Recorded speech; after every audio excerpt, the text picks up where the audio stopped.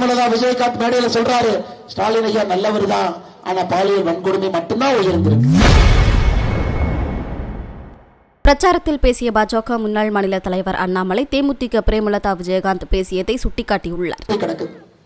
பிரேமலதா விஜயகாந்த் மேடையில சொல்றாரு, ஸ்டாலின் ஐயா நல்லவர் தான், ஆனா பாலியல் வன்கொடுமை மட்டும்தான் உயர்ந்திருக்கு. ஸ்டாலின் ஐயா நல்லவர் தான், கொஞ்சமா கொஞ்சமா அப்படி கஞ்சா அங்கங்க அப்படி இருக்கு.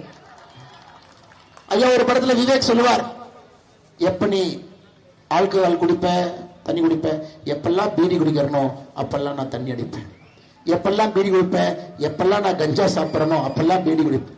அந்த மாதிரி பிரேமலதா விஜயகாந்த் அக்கா பேசுவது நல்லவர் தான், கொஞ்சமா கொஞ்சமா. நேற்று ராகுல் காந்தி அவர்கள் தமிழகத்தில் பிரச்சாரத்துக்கு வருகின்றார். ராகுல் காந்தி அவரும் ஸ்டாலின் அவர்களும் ஒரே மேடையில பிரச்சாரம் பண்ண. ராகுல் காந்தி வடக்க, ஸ்டாலின் தெற்க. அதே போல கம்யூனிஸ்ட் கட்சியினுடைய தலைவர் ஐயா சண்முகம் அவர்கள் அவங்க அஞ்சரத்தில் நிக்கிறாங்க. ஐயா திமுகவுடைய ஊழலுக்கு ஒரு நிக்கிறீங்களே, அதுக்கு சண்முகம் சொல்றாரு, தம்பி அதெல்லாம் நீ கேட்க கூடாது, நாங்க பிஜேபி உள்ள வந்துடக்கூடாதுன்னு ஒன்னா இருக்கிறோம், அவங்க ஊழலுக்கு எங்களுக்கு எந்த சம்பந்தம் இல்லை. ஐயா இது கூட்டணின்னு சொல்லுவீங்களா?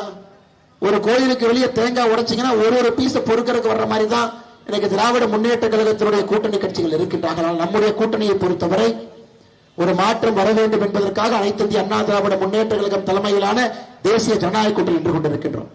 மே 4க்கு பிறகு நம்முடைய அருமை அண்ணன் எடப்பாடி பழனிசாமி. செய்திகளை உள்ளது உள்ளபடி தெரிந்து கொள்ள ரெஃப்ளெக்ட் நியூஸை சப்ஸ்கிரைப் பண்ணுங்க.